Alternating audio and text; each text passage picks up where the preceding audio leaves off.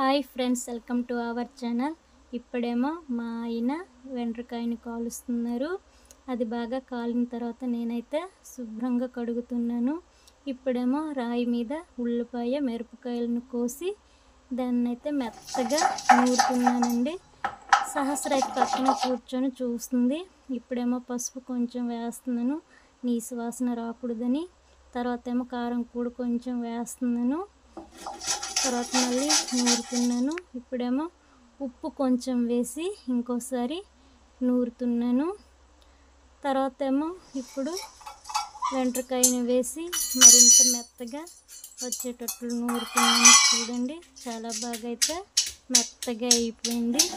పచ్చడి రెడీ అయిపోయిందండి. దీన్ని అయితే నేను గిన్నెలో పెడుతున్నాను. ఇది కనుక చల్లదన్నంలోకి తింటే చాలా బాగుంటుంది.